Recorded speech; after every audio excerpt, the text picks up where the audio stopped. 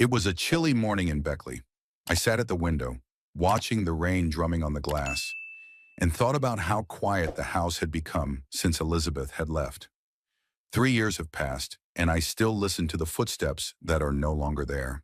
68 years old is not an age when you easily get used to being alone. My house, a small one-story cottage on the outskirts of town, now seemed too big. Elizabeth had always filled the space with her presence, the smell of baking, the quiet humming, the clatter of her needles as she knitted. Now it was just me, the old TV, and silence. I ran my hand over my stubbly chin. I used to shave every day. Elizabeth liked smooth-shaven cheeks. Now it happens 2 or 3 times a week. Why bother? Who cares what a retired old man looks like? 42 years I've been an electrician. I know the wiring better than I know the road to my own house. Even now that I'm retired, I sometimes help my neighbors with minor repairs. For free, of course. I don't need money. My pension and savings are enough. I've always been frugal, and so has Elizabeth. We were saving for a rainy day, though I didn't think that day would come so soon and would be connected with her leaving. The phone rang in the hallway. I was in no hurry to answer it. Probably another telemarketing call. Who else would be calling the old man on a Wednesday morning? The answering machine clicked off. Dad? It's Nolan. Pick up if you're home. I sighed and rose from my chair. My only son, 37 years old and still calling like he was doing an unpleasant duty. Hello, I said, picking up the phone. I'm here. Hi, Dad. How are you doing? His voice sounded tense, like he was talking to a stranger. I'm still alive, I said. How are you? Work? Family? I'm okay. Listen, I wanted to ask you. He stammered. Vanessa was wondering if you could watch the house next weekend. We're planning on going to her parents', but our alarm system's broken and Vanessa, my sister-in-law for 5 years, always finds a way to use me without making much effort to maintain a relationship the rest of the time. I'm busy this weekend, I lied. I promised Gordon I'd help him with the wiring in his garage. Gordon is my neighbor and probably my only close friend since Elizabeth died. 73-year-old Vietnam War veteran with a sharp tongue and a heart of gold. But this is important, Dad. Nolan's voice had a hint of irritation in it. Can't you bear it? No, I said firmly. He's got it all sorted out in there. Call the security company. Nolan sighed. Okay, I'll tell Vanessa. I could almost see him rolling his eyes. He always did that when I refused to submit to his wife's whims. Like I was a naughty child, not his father. How was work? I asked, trying to change the subject. It was fine. Listen, I gotta go. I'll call you later, he said quickly and hung up. I put the phone on the base and shook my head. Our conversations rarely lasted more than 5 minutes. After Nolan married Vanessa, he'd been visiting me less and less often. First once a week, then once a month. Now I see him maybe once every 2 or 3 months, and it usually involves some kind of request. Elizabeth always said we should give Nolan space to live his own life. She wouldn't approve of my thoughts about his wife. But Elizabeth hadn't met Vanessa Croft. The first time I saw her was at my wife's funeral. She was standing next to Nolan, dressed all in black, with perfectly styled blonde hair and makeup that seemed too bright for such an event. Her eyes remained dry, unlike my son's tearful eyes. What a beautiful house, Mr. Pemberton, she said after the funeral, looking around the living room. So cozy. It sounded cramped and old-fashioned. I noticed her gaze glancing appraisingly at the antique clock Elizabeth and I had bought for our 20th wedding anniversary. Elizabeth loved this room, I replied. Yes, you can feel a woman's hand, she said with a smile that didn't touch her eyes. Nolan tells me you were an electrician? I was, I answered briefly. How interesting. My father always liked working with his hands, too. He's in construction, she said, as if being an electrician and a builder were the same thing. Electricity requires more brains than hands, I remarked. Her smile became strained. Of course, of course. I didn't mean to offend you. Our relationship hadn't improved since then. Vanessa had always been polite but cold to me. I felt that to her, I was just an inconvenient appendage to Nolan, perhaps even an obstacle. Though she never said it out loud, I noticed the way she wrinkled her nose when Nolan mentioned a possible visit to me, and how quickly she found reasons why those visits should have been cut short. She wasn't working. Nolan was making good money at his pharmaceutical company, and Vanessa could afford to be a housewife. But from what I'd seen during my rare visits to their home, she didn't bother much with household chores. Their house, a two-story cottage in an upscale neighborhood in Beckley, always looked immaculate, but that was due to the cleaning lady who came in, not Vanessa. I turned away from the window and headed for the kitchen. The coffee was already cold, but I was too lazy to make a new one. I put the cup in the microwave. Elizabeth wouldn't have approved of that. She thought coffee should be freshly brewed or not at all. But Elizabeth was gone, and I could do whatever I wanted with my coffee. The phone rang again. This time I picked it up immediately, expecting to hear Nolan's voice with another request, but I was in for a surprise. "Mr. Pemberton, it's Vanessa, Nolan's wife." I almost snorted, like I could forget who she was. "Yes, Vanessa. What can I do for you?" "I'm calling to invite you to dinner this Friday." Her voice sounded sweet. Too sweet. Just a family dinner. Nothing special. I frowned. Vanessa had never invited me to just a family dinner before. I usually only got invitations for formal holidays or birthdays, and always from Nolan, not her. "Why the sudden honor?" I asked bluntly. She laughed, but the laugh sounded strained. "Oh, come on, Orville. Do you need a special occasion to invite my husband's father to dinner? We don't see each other very often." Whose fault is that? I thought, but I didn't say anything. "Friday I usually play poker with Gordon and the guys," I said. "Oh," she sounded disappointed. "Can't you just skip one time? It's really important to us." Something in her tone made me wary. "We need a favor," I thought. "Here's the thing." "Okay," I said after a pause. "What time?" "7 would be great." She perked up. "And Orville, please wear something, decent." I could almost see her wrinkling her nose as she pictured my usual flannel shirt and worn jeans. "I know how to dress for dinner, Vanessa," I replied dryly. "Of course you do. See you Friday then." She hung up without waiting for my response. I took my coffee out of the microwave and took a sip. It was too hot and tasted like plastic. Elizabeth was right about heated coffee. Something was brewing, and I was sure I wasn't going to like it. In 5 years, I'd gotten to know my sister-in-law well. She never did anything for nothing, especially for me. Every gesture, every smile, every invitation had a hidden agenda. "Family dinner," I grinned. "What kind of family do we have?" Nolan, who barely finds time to call his dad. Vanessa, who barely hides her annoyance at my existence. And me, an old man who's too straightforward for their tastes. Elizabeth always said I was too harsh with people. Maybe she was right. But at my age, there's no time for political correctness and pussyfooting around. I say what I think. If someone doesn't like it, that's their problem. I put the cup in the sink and looked at the calendar hanging on the refrigerator.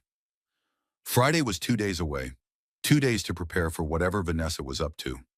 Gordon would say I was paranoid, that not all people have ulterior motives.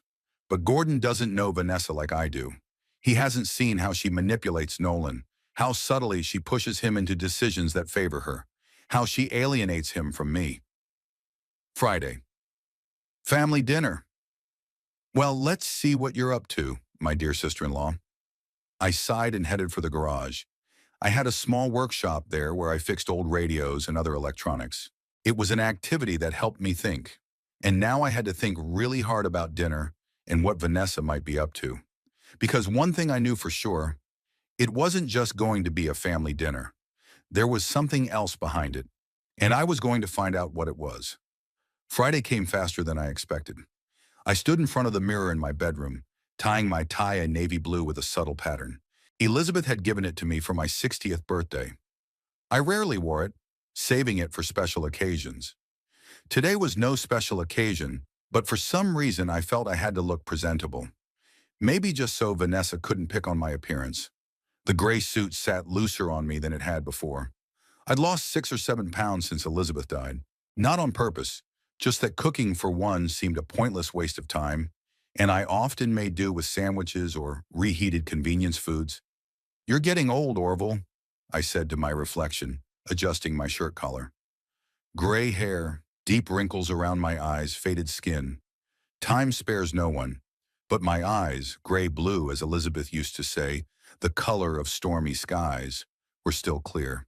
They still had a sharpness in them that I was proud of. I grabbed my car keys and walked out of the house.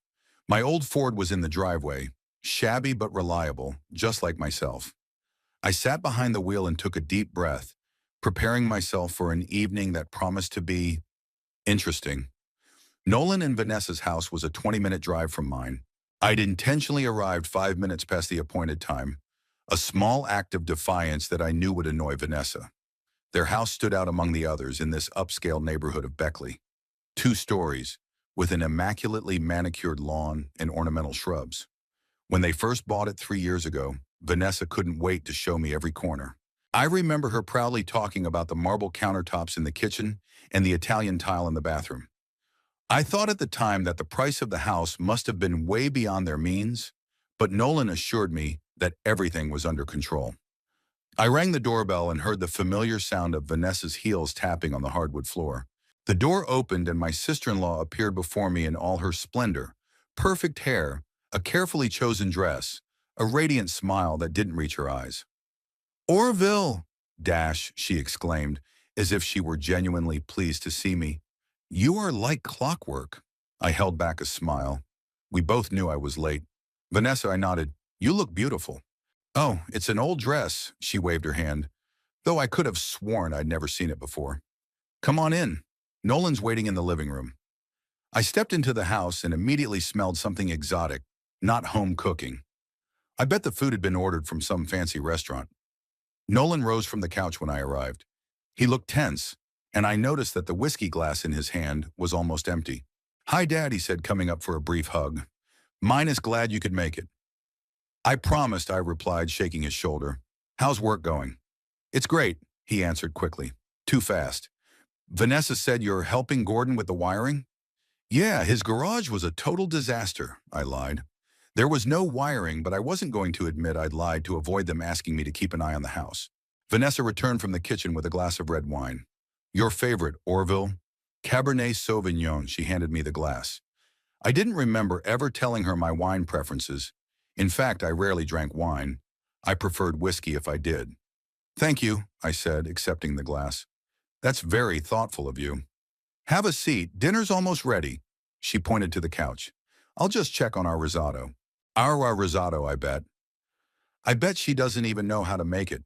I sat down next to Nolan, who immediately took a big sip of his whiskey. Something was definitely wrong. So I began, deciding not to beat around the bush. "What's going on? Vanessa never just invited me over for dinner." Nolan tensed.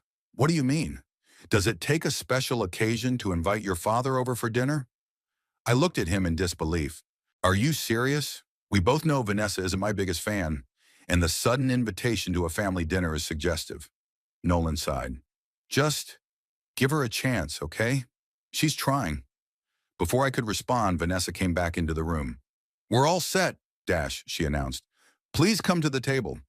The dining room was decorated with candles and fresh flowers. It was clearly for me, which made me even more suspicious. "It looks impressive," I said, sitting down in the designated seat. "Oh, it's the little things," Vanessa smiled, setting plates of what I assumed was risotto in front of us. "I just wanted to create a nice atmosphere." We started eating. The risotto was good, though a little too refined for my taste. I preferred simple food, meat and potatoes, the homemade pies Elizabeth made so well. "How are you doing, Orville?" Vanessa asked after a few minutes of silence. "I hear you're still helping your neighbors with the electrics?" "Sometimes," I answered. "If someone needs help, I don't say no. It's so honorable," she said with a smile. "Always willing to help others." I noticed Nolan tense up even more. He obviously knew where this was going, and he didn't like it. "Where are you going with this, Vanessa?" I asked bluntly. She looked a little taken aback by my bluntness, but quickly regained her composure. "Well, since you asked, we have a little announcement to make." She took Nolan's hand. "Next month will be 5 years we've been married, and we've decided to have a little celebration." "Congratulations," I said. 5 years is a good date." "It is," she was excited. "And we were thinking, it's a family event. And you, as Nolan's only parent, we'd really like you to be a part of it." I looked at my son. He was avoiding my gaze, staring at his plate. "Of course I'll come," I said gently. if you're inviting me. Oh, we're not just inviting, she laughed. We want you to be the guest of honor. Perhaps even say a few words. You know about Nolan, about us as a couple. I noticed Nolan clutching his fork tighter. Something wasn't right here. Where are you planning on having the gala, I asked. At the Côte d'Azur, Vanessa answered proudly. It's a new country club, very exclusive. I've heard about it. The most expensive place in the area, where all the local nouveau riche wanted to go. Sounds expensive, I said. Well, it's a once-in-a-lifetime event, Vanessa shrugged. Once every 5 years, to be exact. She laughed at her own joke, and Nolan forced a smile. How many people are you planning to invite? I continued. About 150, she answered nonchalantly. Just the closest people. I almost choked. 150 closest people? I've never had that many people in my entire life. And they all know Nolan? I asked sarcastically. Nolan gave me a warning look. Dad? Oh, of course, Vanessa assured me, ignoring my tone. Well, maybe not everything personally, but these are important connections for our future. Now I was beginning to understand. This wasn't so much an anniversary as a show of status, and judging by Nolan's nervousness, I suspected they couldn't afford it. How much is this little celebration going to cost you? I asked bluntly. Vanessa laughed awkwardly. Orville, do people talk about such things? In my family, yes, I said firmly. My father always taught me not to spend money I don't have. Dad, please, Nolan interjected. Everything's under control. Really? I looked him straight in the eye. Then why are you so nervous? And why did Vanessa suddenly decide to give me a royal reception? Orville, Vanessa exclaimed, pretending to be offended. How can you say that? I just wanted to spend a pleasant evening with my husband's father. Vanessa, I said calmly, I'm old but not stupid. Let's get down to business. Nolan looked like he wanted to fall through the ground. Vanessa bit her lip, clearly weighing her options. Finally, she sighed. Okay, she said, setting her fork aside. You're right. There is something we wanted to talk about. I waited silently for her to continue. Sai, you see, this anniversary, it really means a lot to us, and we want to make it special.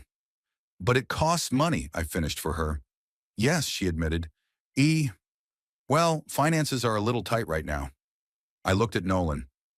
Did you lose your job? No, he answered quickly. The job's fine. It's just, there were some unforeseen expenses. Roof repairs, Vanessa added. And Nolan's car needed some serious repairs. I nodded, not quite believing it. Nolan had always been a careful driver, and their house was relatively new. And you want me to...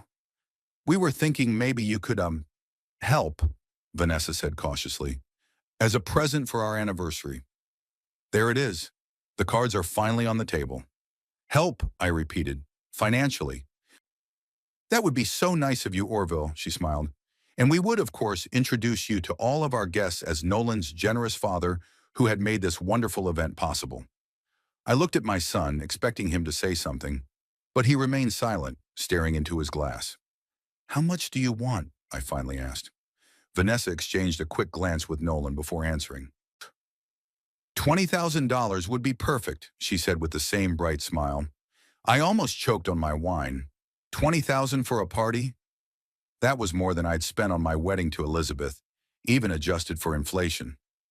Are you serious? I asked, looking at them both. Orville, I know it sounds like a lot of money, Vanessa said quickly.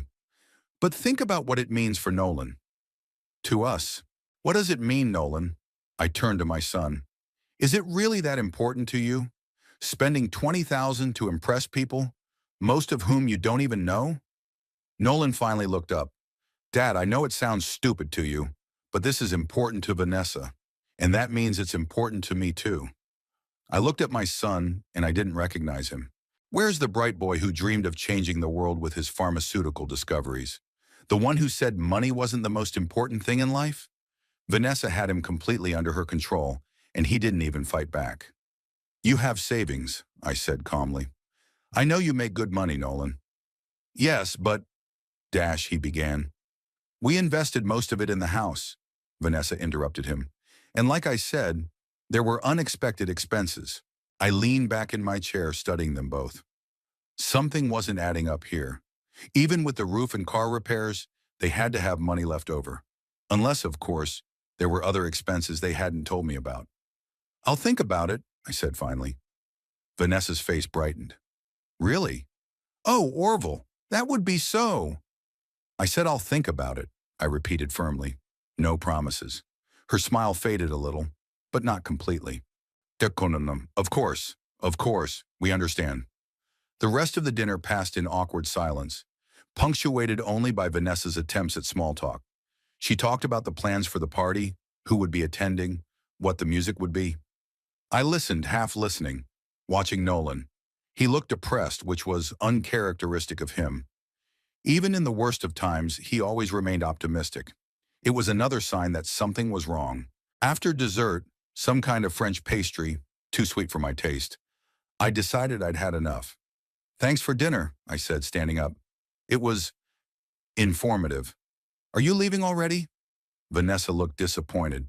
I thought we could talk some more about." "I said I'd think about it, Vanessa," I repeated. "And I will. But now I have to go." Nolan walked me to the door. "Dad," he said quietly when we were alone in the hallway, "I know what it looks like." Yeah, question mark. I looked at him. "And what does it look like?" He sighed. Dash.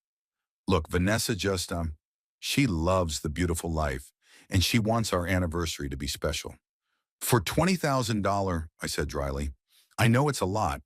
It's more than most people make in 6 months, Nolan. And you want to spend it on one night." He ran his hand through his hair, a gesture I knew from his childhood. He always did that when he was nervous or feeling guilty. "I'll talk to her. Maybe we can cut back." I shook my head. "You make it sound like it's my problem, like I should help you out of a hole you dug yourself.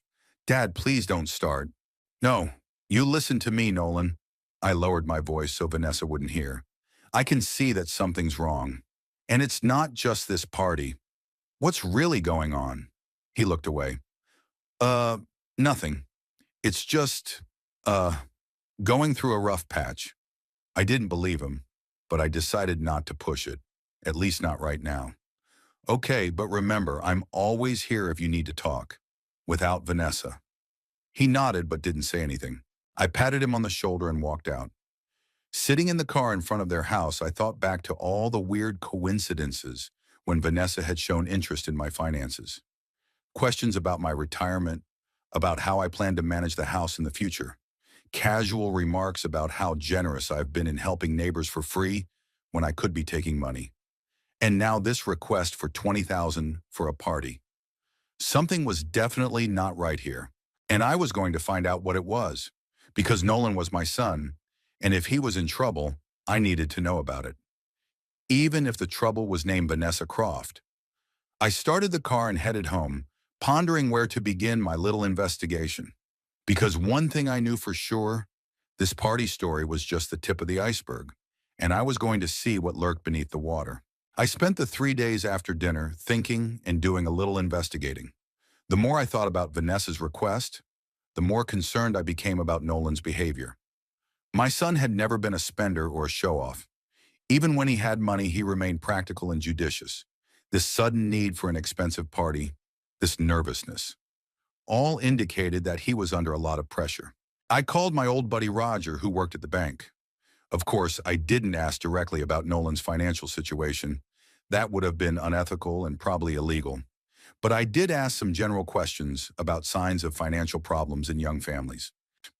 Avoiding talking about money, suddenly asking for a loan, trying to maintain a lifestyle that is clearly unaffordable. These are all warning signs, Roger said, especially if the person was previously financially responsible. That's exactly what Nolan was doing. I decided I needed to talk to him straight, without Vanessa. But when I called him at work, his secretary said he was taking a personal day. That was weird. Nolan rarely missed work. I tried his cell phone, but he didn't answer. In the end, I decided to drive to their house. It was Tuesday, around 3 in the afternoon.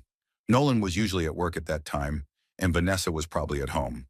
I didn't particularly want to talk to her one-on-one, but maybe she could tell me where Nolan was and why he wasn't at work. As I pulled up to their house, I noticed Nolan's car in the driveway. So he really was home. This further solidified my suspicions that something was wrong. I rang the doorbell and waited. Muffled voices came from inside, sounding tense. Then it went quiet, and after a few seconds, Vanessa opened the door. She had the usual fake smile on her face, but her eyes showed irritation. "Orville, what a surprise," she exclaimed, making no attempt to invite me inside. "We weren't expecting you today." "I called Nolan, but he didn't answer," I said bluntly. "And the office said he was taking the day off. I was worried." "Oh, that's nice of you." Her smile grew even wider, but there was worry in her eyes. "Yes, he's a little sick. Nothing serious, just taking a day or two off." I nodded, pretending to believe him. "Could I see him?" Vanessa tensed slightly. "Actually, he'd just fallen asleep, took his medication and dash. Dad." Nolan's voice interrupted her explanation. He appeared in the hallway, looking not sick at all, but definitely tired and worried. "What are you doing here?" Vanessa threw him a quick glance that I couldn't decipher. "I was worried," I answered. "You weren't answering your cell phone." "I'm sorry, Busy."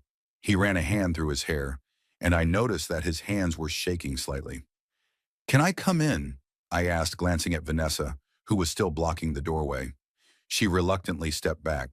"Of course, I apologize. Where are my manners? Come in, come in." I entered the house and immediately sensed an atmosphere of tension. There were papers scattered on the kitchen table, which Vanessa hurriedly collected as soon as I headed there. "Sure, now let's go into the living room," she suggested in an overly cheerful tone. I was just about to make some tea.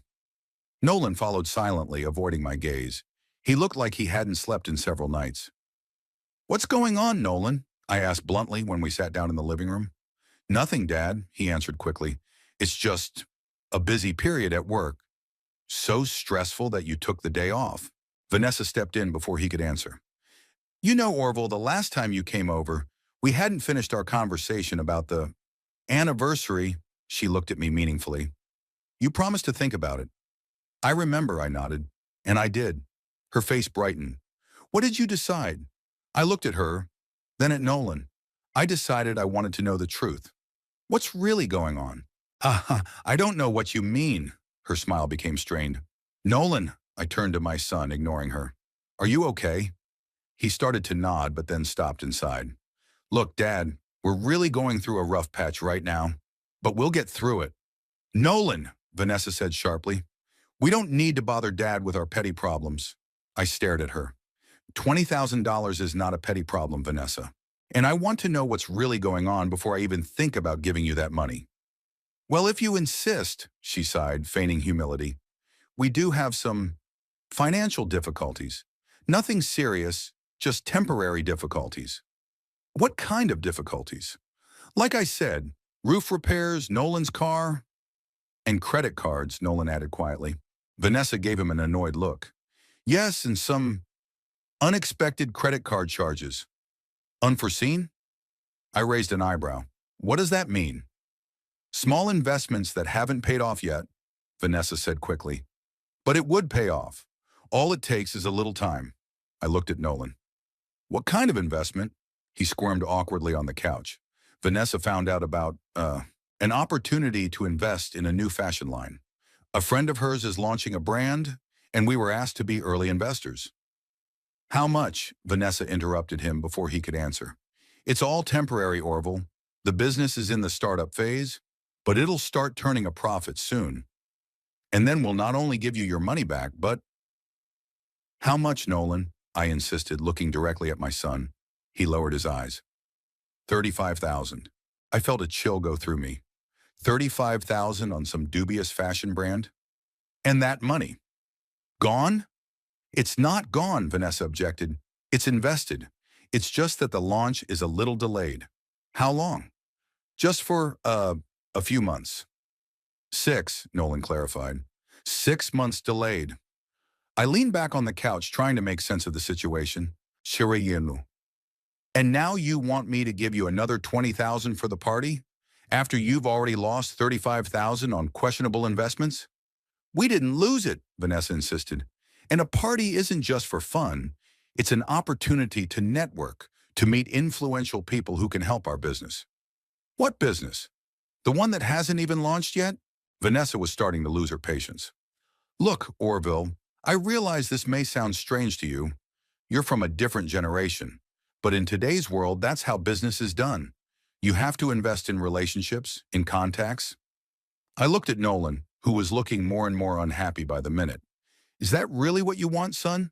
Spend another $20,000 on a party when you're already in debt? Before he could answer, Vanessa jumped up from the couch. You know what? I'll make some tea, she announced. You two talk. She left the room quickly, but I was sure she'd be eavesdropping. Nolan, I began quietly, what's really going on? It's not like you to invest such sums in risky ventures. He sighed heavily. Vanessa is very persuasive. She believes in the brand. Her friend Cassie is a talented designer, and the business plan looked good. But 6 months delay is not a good sign. I know, he rubbed his face with his hands, but Vanessa still believes it will work out. Do you? He looked at me, and I saw doubt in his eyes. I don't know, Dad. I don't want to upset her. In that moment, I realized that my son was completely under the control of his wife. He was willing to risk their financial stability just to avoid making her unhappy. And this party, I asked, do you really think it's worth $20,000? He hesitated for a moment, then shook his head. No, but it's important to Vanessa. She says it will help her reputation in the community. That it's her reputation, I interrupted. What about your financial future? I know, Dad. I know. He ran his hand through his hair again. But you don't understand. When Vanessa decides something, at that moment, Vanessa came back with a tray with cups of tea on it. Her smile was strained, and I was sure she had heard our conversation. Here I am, she sang out. I hope you two had a good talk. I nodded, accepting the cup. Very productive. Wonderful. She sat down next to Nolan and took his hand. And what have you decided, Orville? About our little request? I took a sip of tea, buying myself time to think. The situation was worse than I'd anticipated. They didn't just want to throw an expensive party. They were already in serious debt because of Vanessa's questionable investments. And apparently those investments weren't the only ones. I think you need to cut back, not throw expensive parties, I said finally.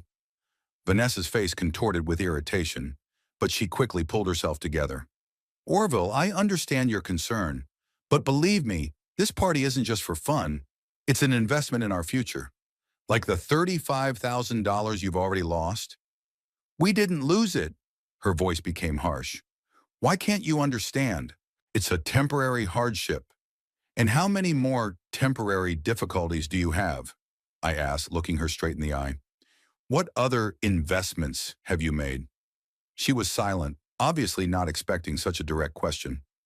Nolan sat with his head down, not interfering. Well, I insisted, how many other debts are you hiding? That's none of your business, she flared up, losing her temper. We'll manage on our own. Then why do you want my money? She bit her lip, then took a deep breath, trying to calm herself. Look, Orville, I understand that you're worried about us, and that's very sweet. But we're adults, and we're in charge of our own finances. All we're asking for is a little help with the party. How much is that? $20,000 isn't a little help, Vanessa, I said firmly, especially when you're already up to your eyeballs in debt. We're not up to our eyeballs in debt, she raised her voice. We're in temporary financial trouble. That's different. I looked at Nolan, but he was still silent, letting his wife do the talking. Nolan, I turned to him. Is this true? Are you only having temporary difficulties? He finally looked up, and I saw fear in his eyes. Dad, Nolan. Vanessa interrupted him abruptly. There's no need to go into details. Your father's already made up his mind. No, I want to hear from my son, I insisted. How bad is it, Nolan? He hesitated, looking at Vanessa and me. Finally, he sighed. We still have some debts. What debts? Vanessa jumped up from the couch. That's enough. This is our personal business. The mortgage, Nolan continued, ignoring her. We remortgaged the house to cover some expenses. What expenses? Nolan! Vanessa sounded a warning in his voice. Credit cards, he said quietly. Vanessa, We have several credit cards and all of them are almost maxed out. I felt everything go cold inside. This was much worse than I'd thought. How much do you owe in total? Nolan opened his mouth, but Vanessa beat him to it. Enough! She turned to me. Orville, I see that you came here not to help, but to condemn. We thought you would support us in our time of need, but apparently you were wrong. I stood up, realizing this conversation was going nowhere. I will support you, Vanessa, but not the way you want me to. You have financial problems to solve, not expensive parties. What do you know? She stood up too, her face red with anger. You've lived modestly, even poorly, all your life. You don't realize how important it is to maintain a certain image in society. Vanessa, Nolan exclaimed, showing emotion for the first time, don't talk to my father like that. How am I supposed to talk to him? Dash, she turned to him. He comes into our house and starts poking around our finances, judging our decisions. I came because I was worried about my son, I said firmly, and as it turned out, for good reason. I headed for the exit, feeling that further conversation was pointless, but Vanessa blocked my path. Wait! Her voice suddenly changed from angry to pleading. Orville, please! Yeah, we're really in a difficult situation. This party could change everything. There will be powerful people there, investors. Who are going to save your defunct fashion brand? I shook my head. Vanessa, you live in a fantasy world. And you're a stubborn old man who doesn't understand anything about the modern world. She flared up again. You have money that you won't spend anyway. Why not help your son? I will help him, I replied, but not the way you want me to. I walked around her and headed for the door. Nolan followed me, looking lost and confused. Dad, I'm sorry about all of this, he said quietly. It wasn't your fault, I replied, even though I knew it wasn't true. He'd let himself fall under Vanessa's influence, and now he was paying for it. So you're not going to help us with the party? He asked, and I heard a note of disappointment in his voice that broke my heart. No, Nolan, you don't need a party right now.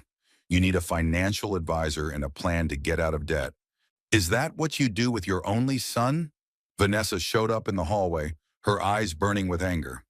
Refusing help when you need it? I'm not refusing to help, I said calmly. I refuse to condone your irresponsible behavior. What the hell do you know about our lives? She stepped closer, her voice shaking with rage. You come here every few months and you think you can judge us? I stared at her in silence, realizing that she was finally showing her true colors.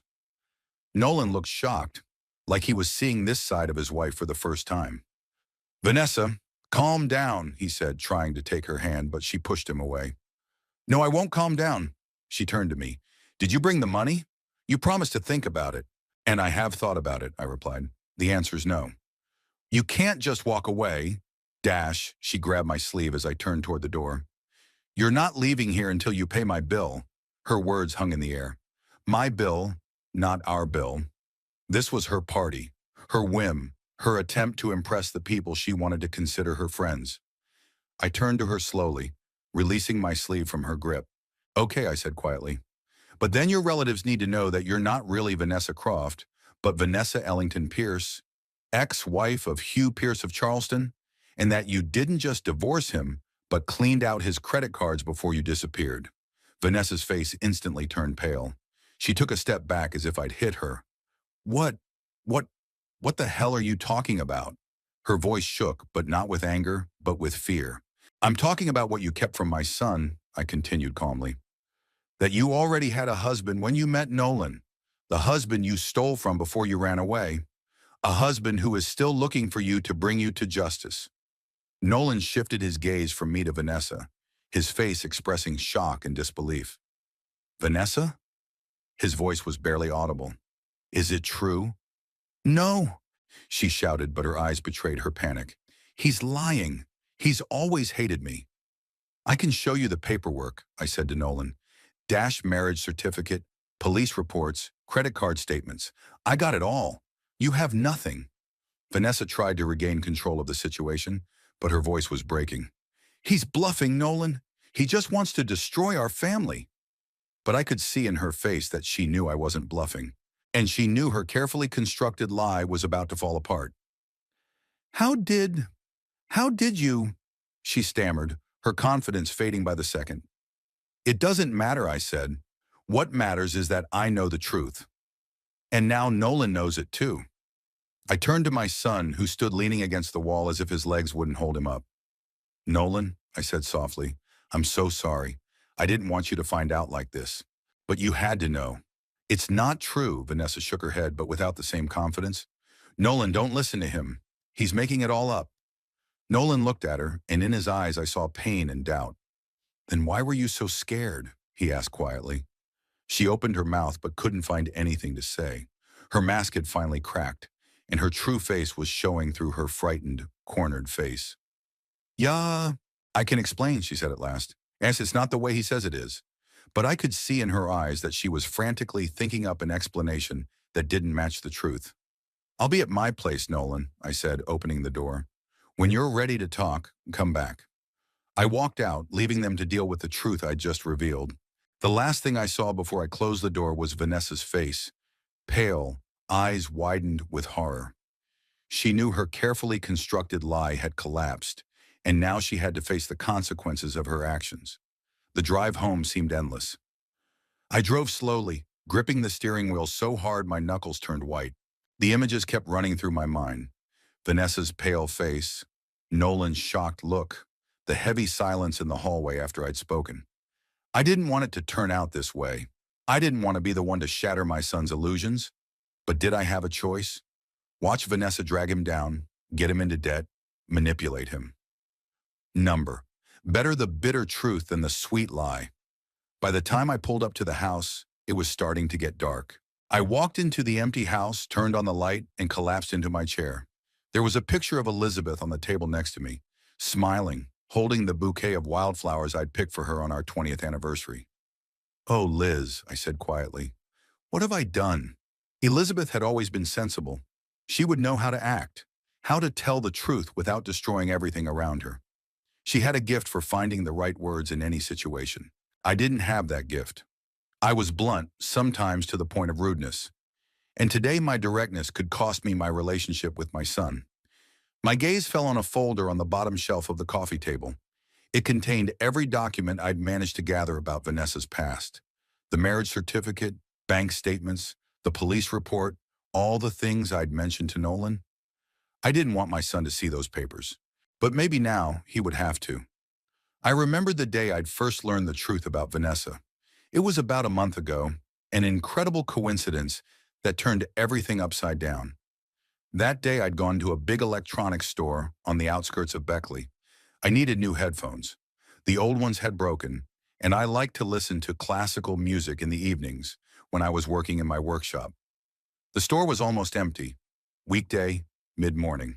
I was looking at a display case of headphones when I heard someone asking the clerk about digital photo frames. The voice sounded strangely familiar, though I was sure I'd never heard it before. I turned around and saw an older man, about my age, with a neatly trimmed gray beard and wearing what looked like an expensive coat. He spoke with a slight southern accent that made him look like a non-local. "Excuse me," he said to the salesman. "Can this model display photos directly from cloud storage?" The salesman started to explain the technical details, but I didn't listen. I was interested in this man. There was something solid, respectable about him. He reminded me of the professors in those old movies Elizabeth and I liked to watch. I picked out my headphones and headed for the register. An elderly gentleman was in front of me in line. He was paying for a picture frame and something else I couldn't see. "Is this for your daughter?" the cashier asked, pointing to the picture frame. "For my son," he replied with a slight smile. "I want to collect all the family photos in one place." After the divorce, he didn't have many things left to remind him of home. "Oh, that's very nice," the cashier smiled. "I wish my ex-sister-in-law thought the same way," he sighed. But she chose to take the credit cards and jewelry over the family photos. I hadn't intended to eavesdrop, but those words caught my attention. Divorce, ex-sister-in-law, credit cards.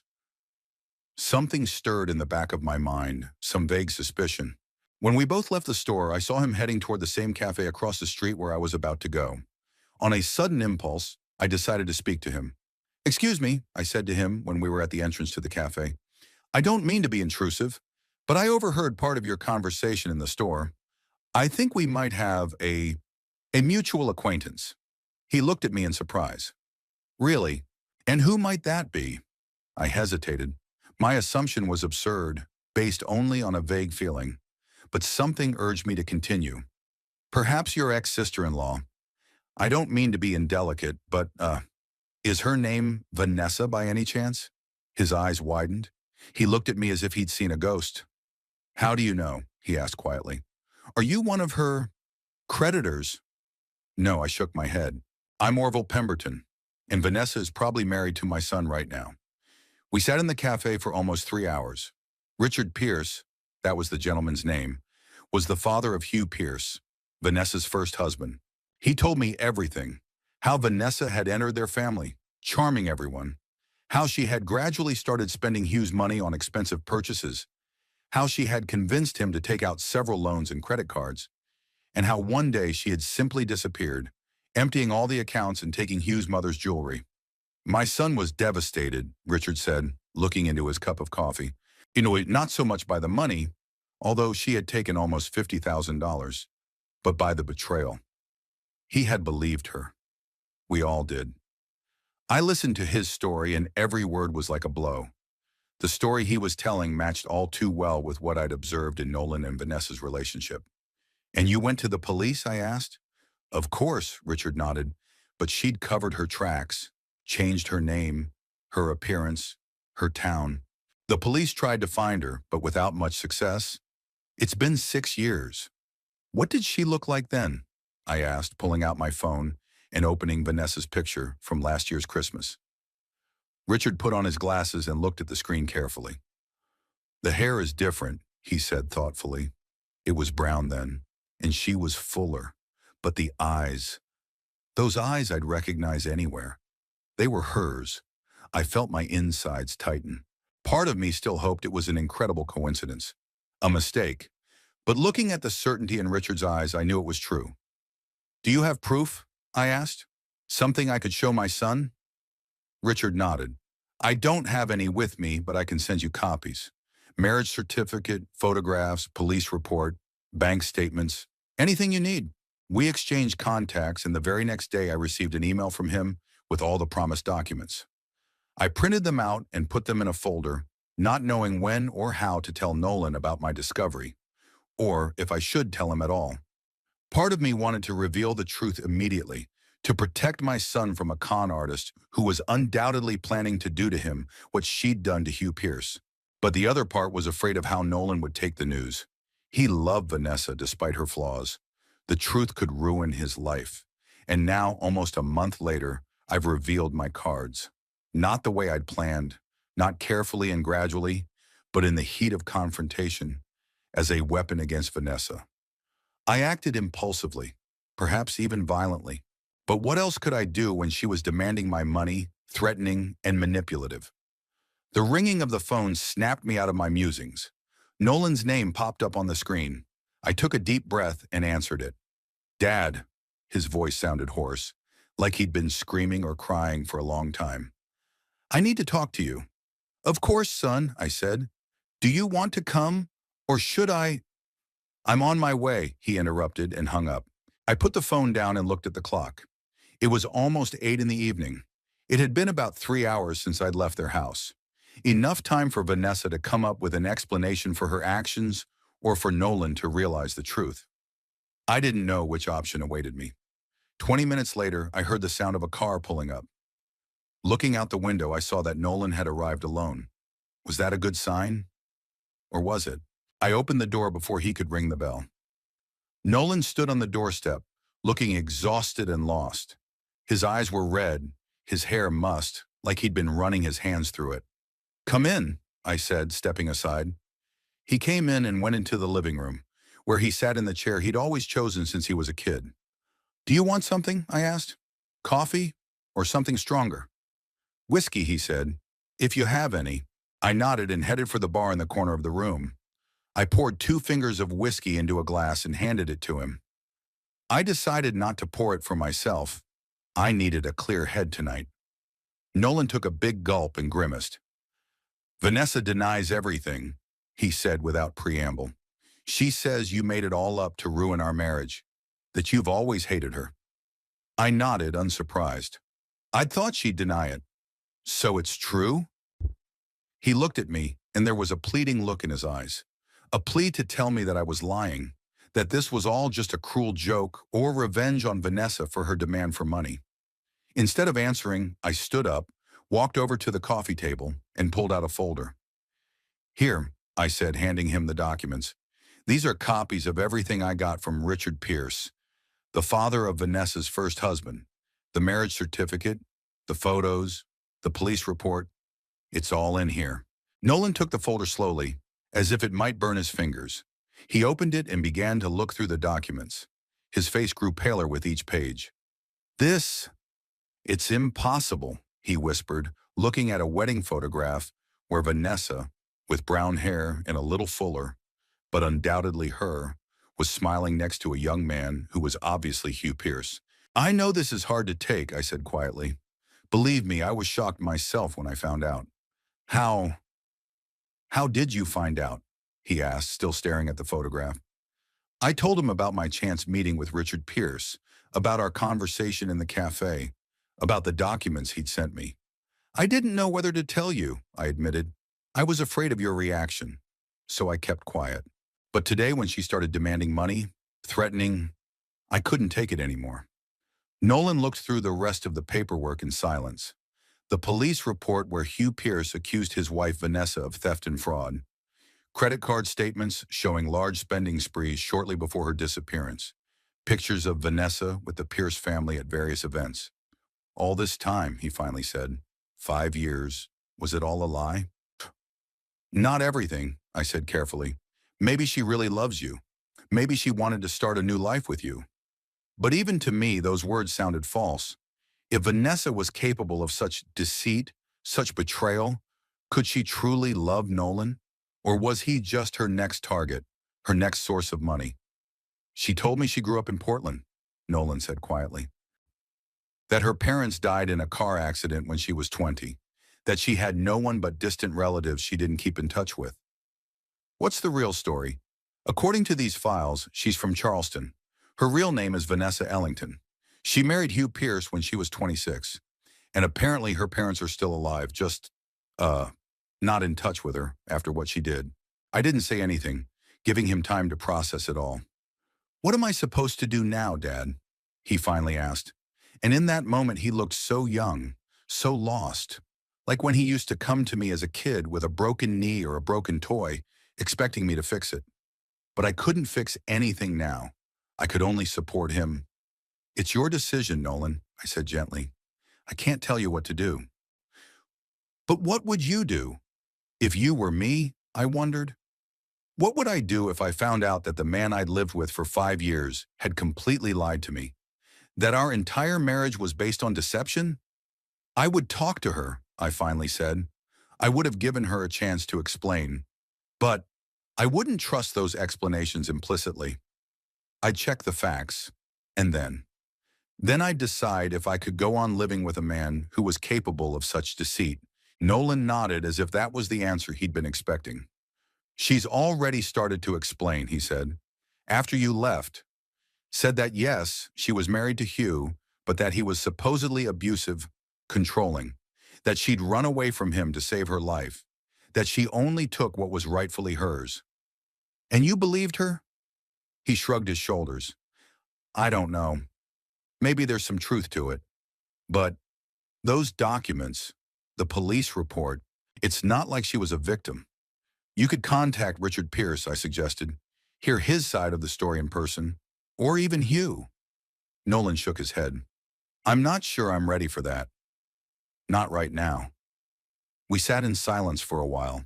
It was getting dark outside the window, and the only light in the room was the table lamp, creating an island of warmth in the twilight.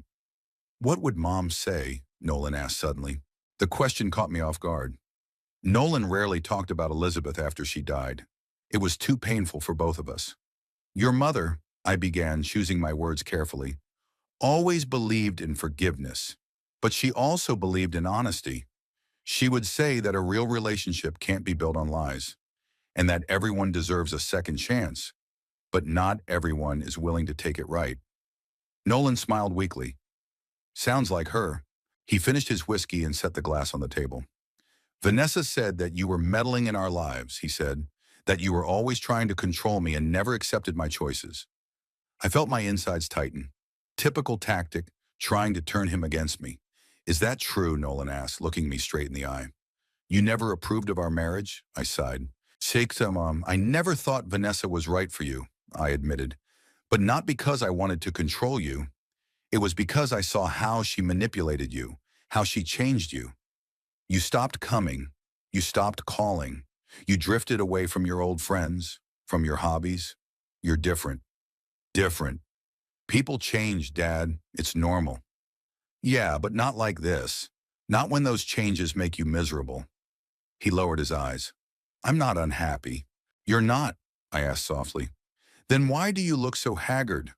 Why are you having financial problems that you're afraid to tell me about?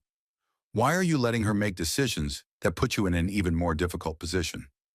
Nolan didn't answer, but I could see in his face that my words hurt him. I'm not trying to control you, son, I continued. I just want you to be happy. And I'm not sure that's possible with Vanessa. He stood up, walked to the window and stared out into the darkness for a long time. I don't know what to do, he finally said. I love her. Or, love the person I thought she was. But now, how can I trust her after this? That's for you to decide, I said. But whatever you decide, I'll be on your side. He turned and looked at me gratefully. Thanks, Dad. Do you want to stay the night? I offered. Your room is still here. He shook his head. No, I have to go back. We have to talk, decide what to do next. I nodded, understanding. As much as I wanted to protect him from further pain, this was his path, his decisions. I walked him to the door. Be careful, I said. And remember, no matter what happens, you can always come home. He hugged me, for the first time in a long time, and walked off into the night.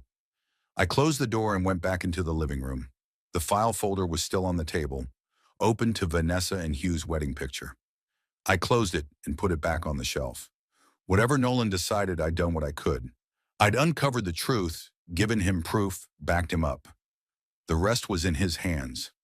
I sat back in my chair and looked at the picture of Elizabeth. I hope I did the right thing, Liz, I said quietly. I hope he makes the right decision. But I knew in my heart that whatever decision Nolan made would be painful. And I just had to be there to support him as he went through it.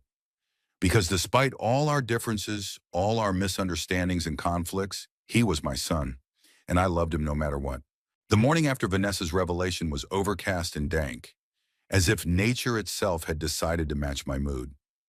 I woke up early, even though I hadn't slept much the night before, replaying the previous day's events in my head and wondering what Nolan would decide. I brewed a strong black coffee and sat at the window, staring out at the rain tapping against the glass. I wondered if Nolan had come home last night, or had he decided to stay at the hotel to avoid a confrontation with Vanessa. I could have called him, but I didn't want to push. It was his choice, his life. I'd already interfered more than I'd planned, but I didn't regret my actions. No, I'd done the right thing by revealing the truth about Vanessa. I might not have chosen the most tactful way, blurted it out in the heat of conflict, but the result was the same. Nolan now knew who he was living with. He knew his marriage had been built on a lie, and though that truth hurt him, it was necessary. Elizabeth had always said that the truth was like a surgical knife. It could cause pain by opening a pustule, but without that pain, there could be no healing. Nolan was in pain now, but that pain was inevitable. Better to know the truth now than years later, when Vanessa had already completely ruined his life, as she had done to Hugh Pierce. I remembered Vanessa's face when I'd revealed her secret. Shock, fear, and then something dark and evil flashed in her eyes.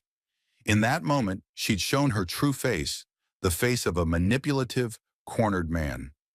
I had no doubt that she would do anything to save the situation, lying, twisting, blaming everyone but herself. Typical of those people. The ringing of the phone snapped me out of my musings. I glanced at the screen and saw Gordon's name. Hello, I answered. Orville, where have you been? Dash grumbled, my old friend. We were expecting you at the poker game yesterday. Shit, I'd forgotten that yesterday was our usual poker night at Gordon's. With all the events with Vanessa and Nolan, Poker had slipped my mind. I'm sorry, man, I sighed. I had a tough day yesterday. Family issues. Nolan? Gordon understood right away. Yeah, his wife, actually. Is she up to something again? I briefly told him about Vanessa's request to finance their party, the revelation of her past, and Nolan's reaction. Damn it, Gordon whistled when I was done. She's a real fraud. How did Nolan take it? He took it hard, I answered. He was shocked, confused, didn't know what to do. No wonder. It's not every day you find out about your wife. I'm worried Vanessa will try to manipulate him, convince him that I made the whole thing up to ruin their marriage. And you think she's capable of that? She's more than capable. You don't know her, Gordon. She's very persuasive when she wants something. Right now, she's desperate to maintain her comfortable lifestyle. Gordon was silent for a moment, then suggested, maybe you should call Nolan. See how he's doing? I shook my head, though Gordon couldn't see it.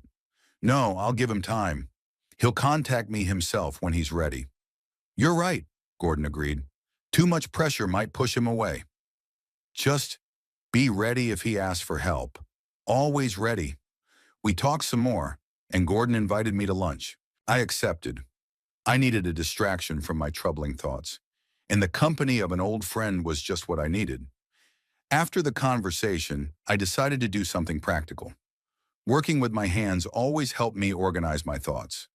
I went down to the garage where I had a small workshop and set about repairing the old radio that Gordon had brought me a few weeks ago. I worked for several hours, completely immersed in the process. I took it apart, cleaned the contacts, checked the wiring. The work demanded concentration and precision, leaving no room for anxious thoughts.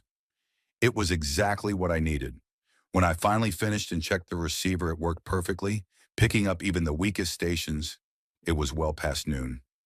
I went upstairs, took a shower, and started to get ready for Gordon. At that moment, the phone rang. Nolan's name popped up on the screen. My heart jumped. Finally. Nolan, I answered, trying to sound calm. How could you? His voice was full of anger. I'd never heard such rage from him before. What are you talking about? Don't pretend. You know exactly what I mean. He was almost shouting. You lied to me. You made up that whole Vanessa story to ruin our family. I froze, stunned by his words. Nolan, I didn't lie. Everything I told you about Vanessa is true. I have proof. Your proof is bullshit, he interrupted. Vanessa explained everything.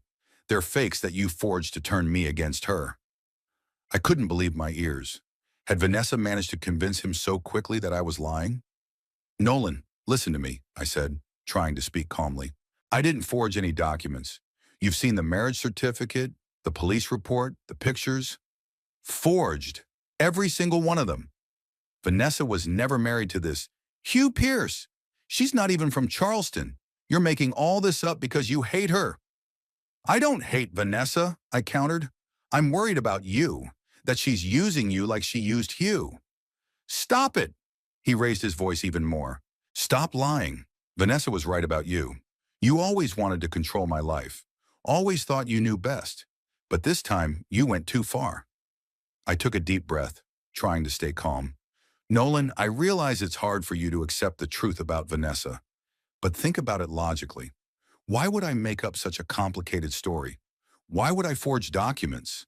Because you never approved of my choices. He shouted. Because after Mom died, you can't stand the idea of me living my own life. You want me to be alone like you? His words hurt me deeper than I could have expected. Did he really think I was that selfish? That I was willing to destroy his marriage because of my own jealousy and loneliness? That's not true, Nolan, I said quietly. I only want your happiness. And I know you won't be happy with Vanessa. What do you know about my happiness? He laughed bitterly. You haven't even tried to get to know Vanessa. You decided from the start that you didn't like her, and now you'd do anything to keep us apart. Nolan, listen to me. No, you listen, he interrupted. I don't want to hear any more of your lies. I trusted you, and you betrayed me. You ruined everything. Nolan, I tried to get through to him. Think about how Vanessa manipulated you, how she convinced you to invest $35,000 in a business that didn't exist, how she got you into debt, how she tried to bilk me out of money for a meaningless party. Does that sound like someone who really cares about you? There was silence on the other end of the line. I hoped my words would make him think, but then he spoke again, and his voice was icy. Vanessa was right. You'll never change. You'll always try to control me, to fit your ideas of how I should live my life. Nolan, I don't want to talk to you anymore. He cut him off. You've left me no choice.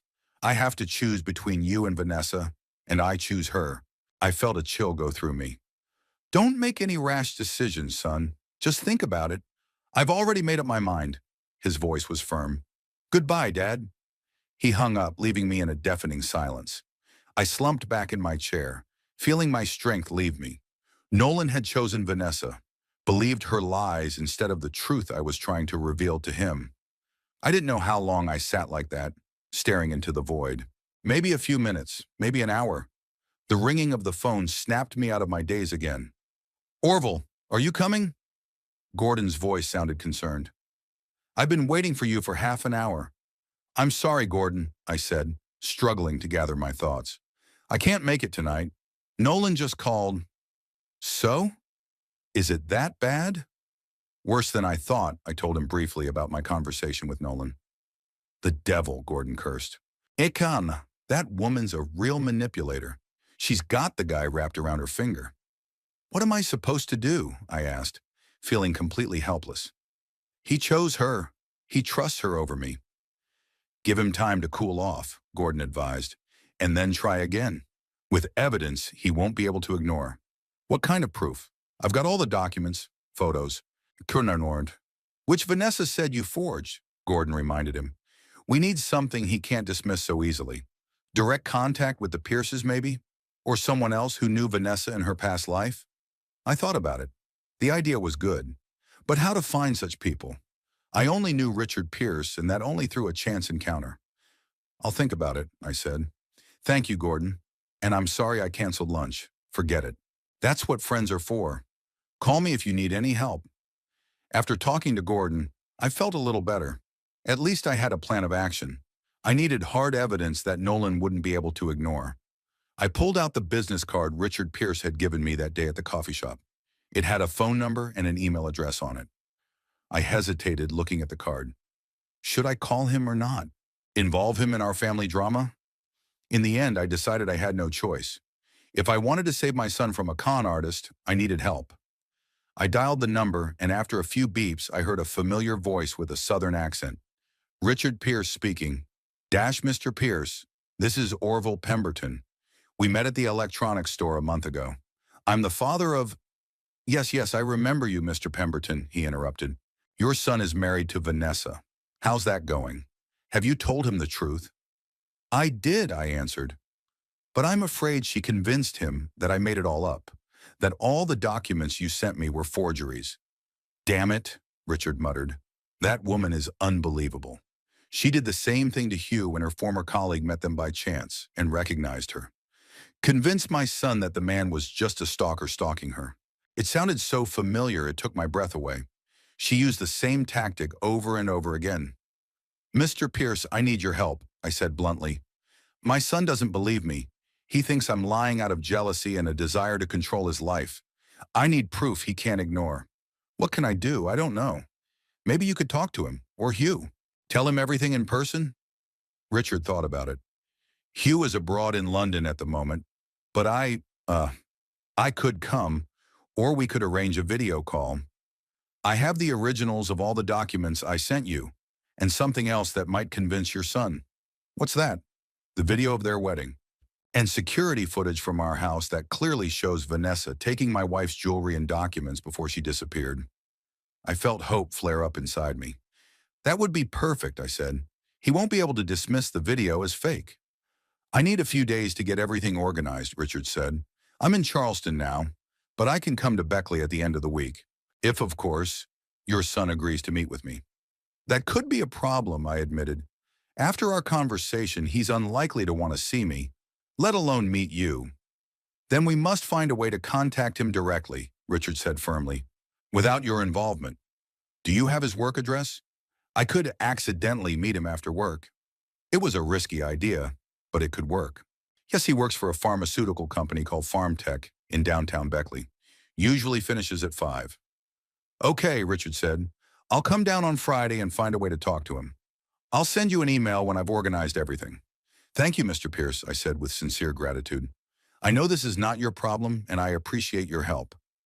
Call me Richard, he said, and don't thank me. Vanessa hurt my family, and I don't want her to do the same to yours. We have to stop her before she ruins your son's life like she ruined mine. After talking to Richard, I felt a surge of energy and determination. I now had a plan. Concrete actions that could help Nolan see the truth. I knew it wouldn't be easy. Vanessa had undoubtedly already managed to turn him against me, sowing seeds of mistrust and resentment. But I wouldn't give up that easily. Not when it comes to the well-being of my only son. Friday was 3 days away. 3 days that I planned to use to gather more information about Vanessa. Maybe there were other people she had deceived, other victims of her manipulation and fraud. I opened my laptop and began my search. Vanessa Ellington scam. Vanessa Pierce Charleston. I wasn't sure I'd find anything useful, but I had to try. For Nolan. Because despite his angry words, his accusations, I knew he was still my son. And I would do anything to protect him, even if it meant fighting the woman he'd chosen, even if it meant risking our relationship. I didn't regret revealing the truth about Vanessa. I only regretted not doing it sooner, when I could have prevented all this damage. But now was not the time for regrets. Now was the time for action. I had to provide Nolan with hard evidence. Evidence that even Vanessa couldn't refute. And I was determined to do it, no matter what it took. Friday came faster than I expected.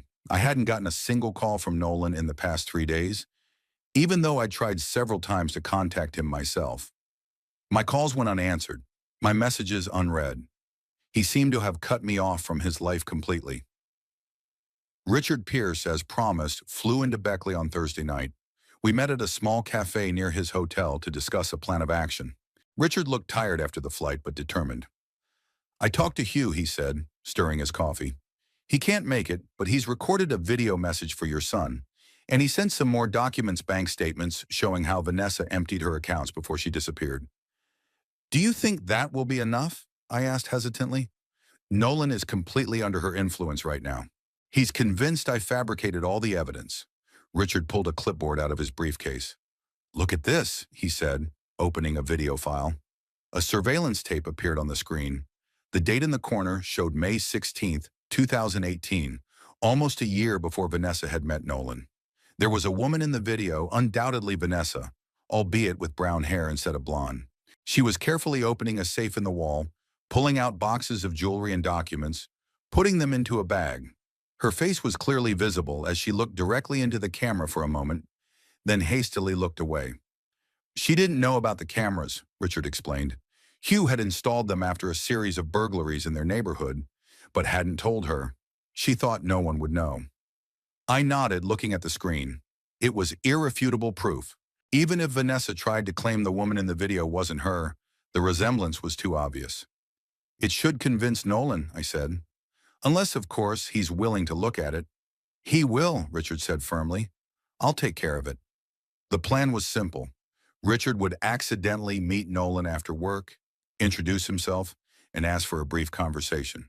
He would tell his story, show videos and documents, and then invite Nolan to contact me if he wanted to discuss the situation. I wasn't directly involved, so Nolan couldn't accuse me of pressure or manipulation. It was to be his decision to listen to Richard and see the evidence. Friday, I spent the day in tense anticipation. Richard was supposed to meet Nolan around 17 o'clock when he got off work. I didn't know how the meeting would go, whether Nolan would agree to listen to Richard, whether he would believe him. By 18 o'clock, I couldn't find a place to be. I tried to distract myself by working in the garage, but I couldn't concentrate. Every 5 minutes, I checked my phone, waiting for a call or message from Richard or Nolan. At 7:30 in the evening, the doorbell rang. I hurried to open it and froze when I saw Nolan on the doorstep. His face was pale, and his eyes were red, either from fatigue or tears. "Can I come in?" he asked hoarsely. I stepped back silently, letting him into the house. He walked into the living room and sank heavily into a chair. I followed him, not knowing what to say. I waited for him to speak first. "I met Richard Pierce," Nolan said at last. He showed me evidence. I nodded, still hesitant to speak. It's really her, he continued, staring into the space in front of him. On the video, on the marriage certificate. It's Vanessa. I'm sorry, Nolan, I said quietly. I didn't want you to find out like this. He grinned bitterly. How did you want it to be? Is there a good way to find out that your wife is a cheat and a liar? That everything she's ever told you is a lie? I didn't answer. What could I say? He was right. There's no good way to find out that kind of truth. I confronted her, Nolan said after a pause. Showed her the video Richard had given me. She still tried to deny it, said it wasn't her, that it was some elaborate forgery.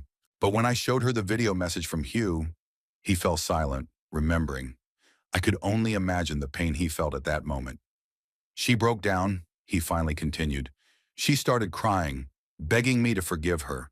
Said that, yes, she had been married to Hugh, but that he had allegedly mistreated her, that she'd only taken what she was entitled to, that I was different, that she really loved me. And you believed her? I asked cautiously. Nolan looked up at me. How could I believe her after that? After she lied to me for 5 years? After she tried to convince me that you were a liar? He pulled a flash drive out of his pocket and put it on the table. Richard gave me copies of all the documents and the video. He said Hugh was willing to talk to me if I wanted to hear his side of the story, but I don't know if I need to. I've seen enough already. I nodded, not knowing how to express my sympathy. My heart ached for my son, for the pain he was in, but I also felt relieved that the truth had finally come out. What are you going to do? I asked. Nolan sighed. I don't know. I told Vanessa that I needed time to think, that I couldn't be around her right now. I took a few things with me and got a motel room. You can stay here, I suggested. Your room is always ready. Thanks, but no, he shook his head. I need space. From everyone. I nodded understandingly, trying not to show how his refusal hurt me. Whatever you want, but know that you can always come home. Nolan looked down at his hands, avoiding my gaze. Richard said you've known about this for a month, that you met him by chance, and he told you all about Vanessa. Yes, I confirmed, but I didn't know how to tell you. I was afraid of your reaction. And that's why you came out in the heat of the moment? There was a hint of accusation in his voice. When she asked for money? I'm not proud of the way it happened, I admitted. But she was pressuring me for money, and I, snapped. I couldn't stand to watch her manipulate you, put you in debt, lie to you. Or maybe you just couldn't pass up the opportunity to show that you were right again? Nolan asked sharply. That you, as always, know best? His words hit me like a slap. Nolan, I never wanted to prove myself right. I wanted to protect you. Protect me? He grinned bitterly. Or control. You always thought you knew what was best for me. Always thought your decisions were better than mine. Even now, when you're right about Vanessa, you can't help but gloat. I'm not gloating, I countered, feeling the anger rising inside me. Do you think I enjoy seeing you hurt? Do you think I wanted this? I don't know what you wanted, he said tiredly. But this is what it's come to. My life is ruined. My marriage was a lie, and you're standing here like you expect me to thank you for it. I took a deep breath, trying to calm down. Anger wouldn't help right now. Nolan was hurt, and he was looking for someone to take the pain out on. I could understand that. I don't expect thanks, I said calmly. I just want you to know that I'm here for you, that I'll support whatever decision you make. Even if I decide to stay with her? He asked defiantly. I froze. I hadn't expected that. After everything you've learned? After all the lies? She's my wife, he said stubbornly. 5 years of life. That's not so easy to cross off. I couldn't believe my ears. After all the evidence, after Vanessa's own admission, he was still considering staying with her. Nolan, she's been lying to you from the beginning, I said, trying to stay calm. She's not who she says she is. She's using you like she used Hugh Pierce. Or maybe she's changed, he objected. Maybe with me, she really wanted to start a new life. You don't know what's in her head. You're right, I don't, I agreed. But I do know that she continues to manipulate you. Remember that investment in the fashion brand? 35 grand that just disappeared. Remember how she insisted on an expensive party when you were up to your eyeballs in debt? That's not the behavior of someone who cares about your well-being. Nolan shook his head. You never gave her a chance.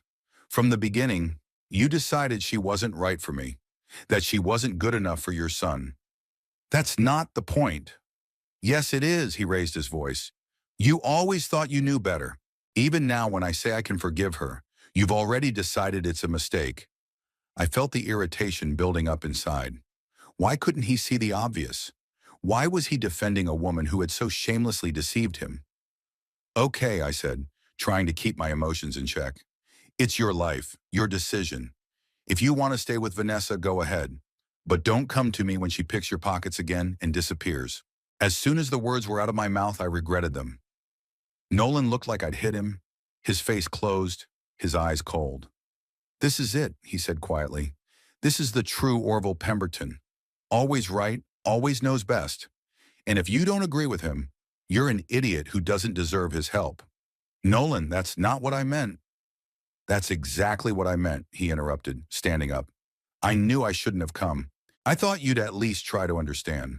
But no, you're too busy being smug about being right. He headed for the door. I followed him, trying to make amends. Nolan, wait. I just want you to be happy, so you don't make the same mistakes. Mistakes? He turned to me abruptly. Like yours and Mom's? Perfect marriage? Perfect family? Or have you forgotten the months when you barely spoke? When you slept on the couch? When she cried at night? His words hit me like a slap in the face. Yes, Elizabeth and I had a rough patch about a year after I lost my job and fell into depression. I became distant, withdrawn, but we overcame that. We worked on our relationship, rebuilt trust. We loved each other, I said quietly. We fought for our marriage. And yes, we had hard times, but we were always honest with each other. We never lied about who we were. And maybe Vanessa loves me too, Nolan said stubbornly. Maybe she's willing to fight too. If she really loves you, she'll prove it with actions, not word, I replied. She'll pay off her debts, get a real job, stop spending your money on show. But I doubt that's going to happen. Nolan shook his head.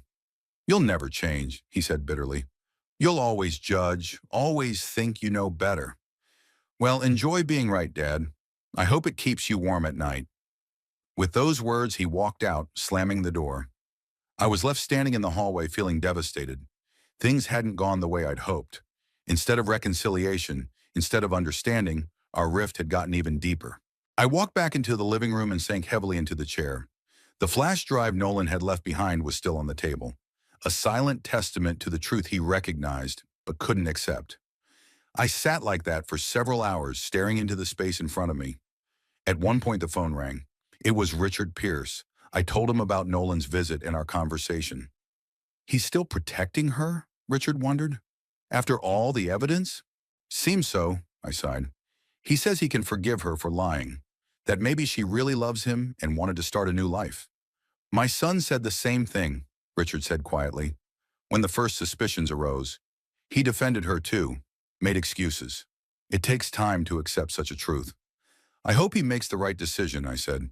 But I'm afraid our relationship with him will not be the same. Don't give up hope, Richard advised. When the pain subsides, he may see the situation more clearly and appreciate what you've done for him. After I talked to Richard, I sat in silence for a long time. My thoughts swirled in my head, returning again and again to Nolan's words. Did I really think I always knew better? Was I as controlling as he saw me? Perhaps he was right about something. I always sought to protect him, to guide him, to keep him from making mistakes. Maybe sometimes I overstepped my bounds by not allowing him to learn from my experiences. But isn't that what parental love is all about? To protect your child from pain and disappointment. And now I've become the source of that pain. I shattered his illusions by showing him the bitter truth. And though I knew I had done the right thing, the price was high, perhaps too high. A week later, I received a short message from Nolan. Vanessa and I have decided to try again. She has agreed to family therapy. Don't try to contact me. I need time. I reread those words over and over, feeling a mixture of disappointment and humility. He had chosen to stay with her, despite all the evidence, all the lies. Maybe he really did love her that much. Or maybe he just couldn't admit that 5 years of his life had been built on deception. Either way, it was his choice, and I had to respect it, no matter how hard it was. A month later, Gordon invited me to a barbecue in his garden. Among the guests was his niece Janet, who had recently moved to Beckley. She worked in a bank and casually mentioned that her new clients, a young couple, had applied to refinance their mortgage. He works in pharmaceuticals. She's a housewife, Janet said, not naming names because of confidentiality. Their credit history is terrible. Several delinquencies, huge credit card debts. Yet they insist on refinancing to get more money against the house. I knew right away who she was talking about. Nolan and Vanessa, so nothing's changed. Despite all the revelations, all the evidence, Vanessa kept up her game. And Nolan kept letting her do it. I didn't try to contact him, respecting his request. But sometimes as I drove past their neighborhood, I slowed down, hoping to catch a glimpse of him by chance. One day I did spot them. They were coming out of a store. Nolan looked tired, gaunt. Vanessa was holding his hand, smiling and talking excitedly. But even from a distance, I could see that his smile in return was strained, his eyes lifeless. They stayed together, as he had decided, but their relationship had certainly changed. Now they were built on conscious lies, on mutual distrust. Nolan knew who she really was, and she knew that he knew. What a foundation for a marriage. What a tragic travesty of love. As for me, I continued to live my quiet life. I worked in the garage, helped the neighbors with their electrical work, played poker with Gordon and the guys on Fridays. Sometimes I was lonely. Sometimes I missed Nolan, our conversations, the opportunity to be a part of his life. But I didn't regret my decision to reveal the truth about Vanessa. Yes, the price had been high. I might have lost a son, but the alternative was to stay silent and watch her ruin his life. I couldn't let that happen. And deep down, I hoped that one day Nolan would realize that I acted out of love, not out of a desire to control. That I wanted the best for him, even if my way of expressing it was clumsy and hurtful. And in the meantime, for now I accepted my loneliness as the price for being principled, for being true to my beliefs and my conscience. After all, as Elizabeth used to say, a person's character isn't defined by what they do when things are going well, but by what they do when the going gets tough, when you have to choose between the easy way and the right way. And I chose the right path. Even if it brought me here, to a quiet house where memories and unfulfilled hopes echoed. Even if the price was prohibitive, I did what I had to do, and with that I could live in peace, even alone.